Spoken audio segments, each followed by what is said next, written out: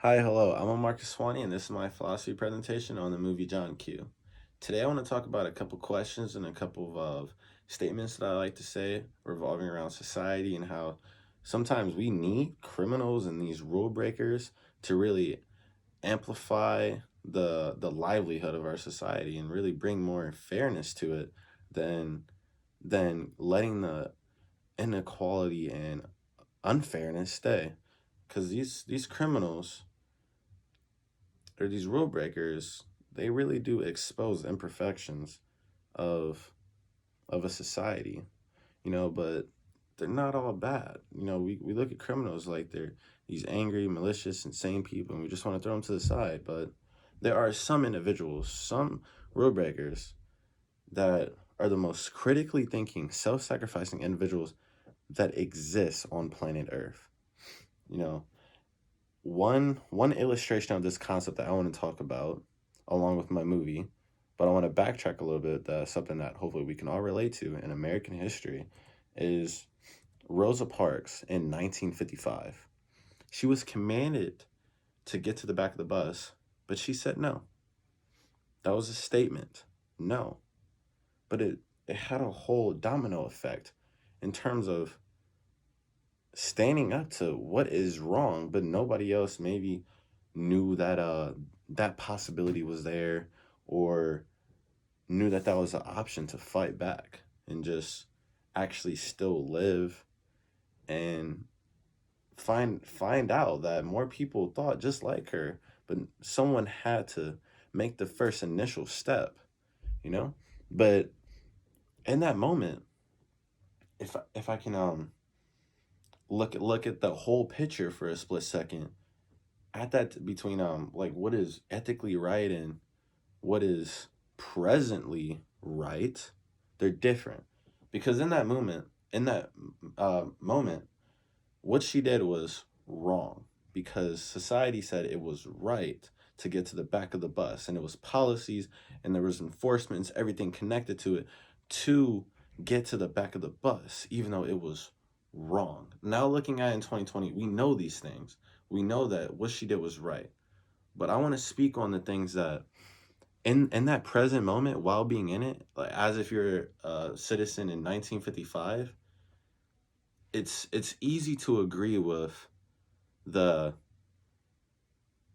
enforcements or the government or society as a whole, almost like conforming your ideologies just to fit what everybody else is thinking, because at that time nobody did that, and that was seen as maybe crazy, but it just exposed an imperfection of that society, which I believe in my movie John Q did a similar concept arise. So with him, I'll briefly summarize it. His son at a baseball game collapsed onto the ground due to heart failure, and after going to the hospital, they revealed that he needs a heart transplant. But they also urgently tell him that he does not have the money, and his insurance will not cover it. So now John Q is in a situation where he has to try and save his son. But there's no systematic option now. Systematic options are, money, insurance, debt, loans, all this. There's no options for him. He's flatlining. He's a factory worker, middle class. He can't do it, period. But there's another option.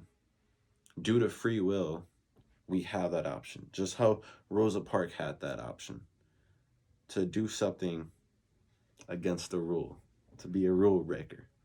In this situation, it's a little more extensive because it's a movie and it has to be entertaining. But what he does is go to the hospital with a gun, barricades himself in such hospital with doctors and patients and other citizens there for a couple days, just in the efforts for the police to put his name on the donors list.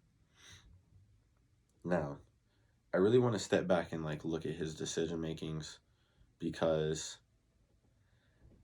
I feel like a lot of people maybe argue against what he did and say like, oh, it's selfish, putting somebody else's life in in harm's way just to save like your own son's life. Like that's personal, compared to putting other innocent people in life. That's like a we problem perhaps. But I'll say that that society was to blame, and that any father would have done that, because no parent should watch their their um their children die.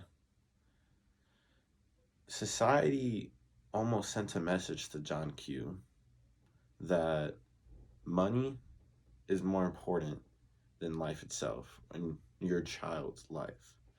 Because if someone was privileged enough financially, who had the money and had the insurance, who was in the same situation as John Q, his son would be alive before any of this. He would be safe before any of this situation of John Q having to go to the hospital even became a possibility. That privileged person would even have to think about that or do that because they would have the money. Compared to another one, same human, didn't have the money, I believe had to go to these extents. I believe any father would. I'm not a father, but if I visualize for a second, I believe I would as well. Society was wrong and they were to blame.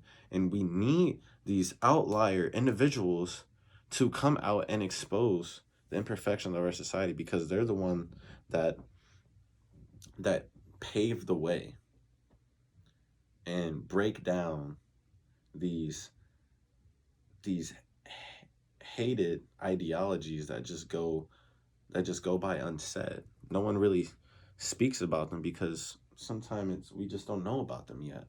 It takes sometimes these crazy situations to just say, okay, I see why he did that. He really had to go to that extent. Wow, like that's wrong. And it takes a mutual agreement that that's wrong to make a change in society. So I'll argue in my paper and in this that we need more of these people to make a change. But it starts with ourselves. I mean, I feel like the reason why we all really, hopefully some of us agree with John Q as much as I do and Rosa Parks, is because we think as if like, would we do that? And it takes so much courage, discipline, and integrity to just sacrifice your entire livelihood, risk your entire life in jail, all these consequences for just one single moment that has such infinite like effects in society in terms of this, how it changes policies and really brings out right from wrong.